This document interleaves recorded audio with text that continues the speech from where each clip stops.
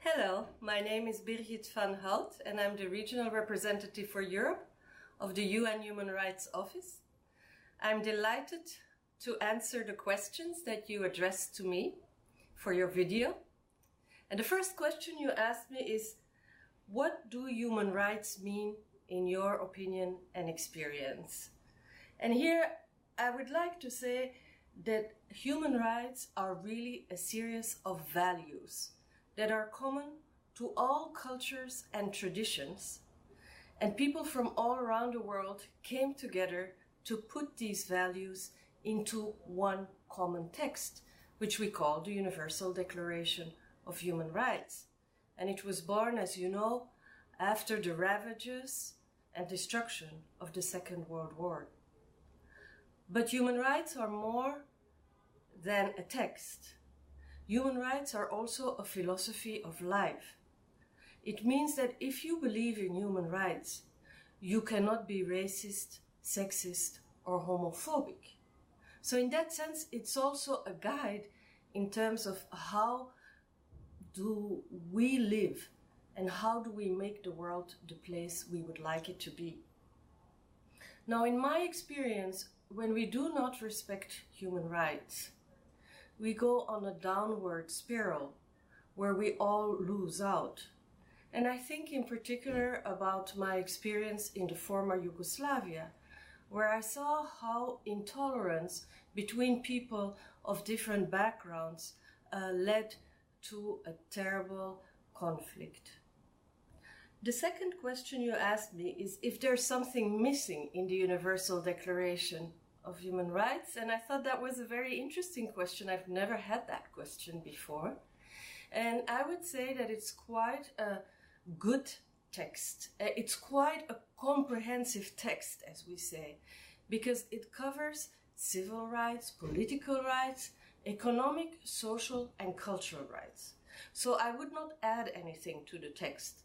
Maybe what I would do if I were the one drafting the text, I would also use female terms, because now there are several paragraphs that have only he should or he will, and I think you can say he and he or she.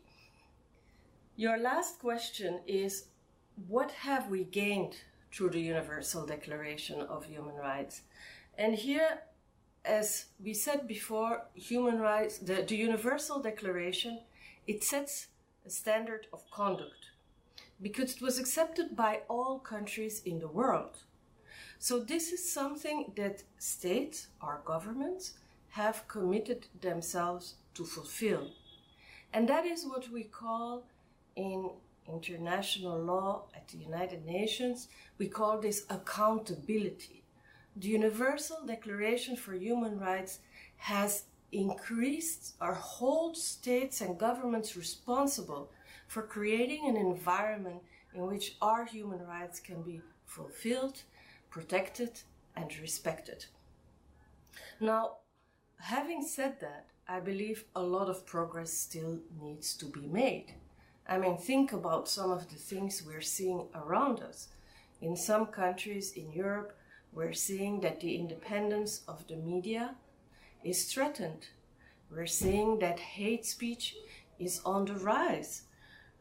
We see that certain minorities are still quite marginalized. Think about the Roma, people of African descent, or persons with disabilities. Let's also think about the continued problem of violence against women. For example, domestic violence.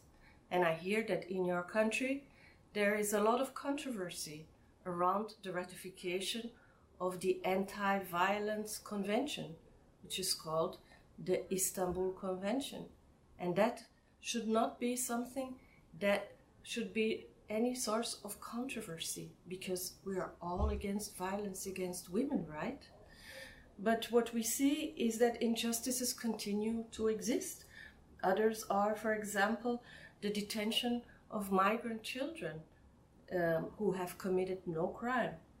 So all of this is forbidden under international law, and we still need to make a lot of progress. But it's not just states that are responsible for making human rights a reality. you all have a role to play in advancing, promoting human rights. So especially as we feel increasingly in Europe a pushback or a backlash against human rights, or people who say, well, human rights are no longer needed. I think this is a very timely moment for all of you young people, and we count on you for this, to mobilize for human rights. Thank you.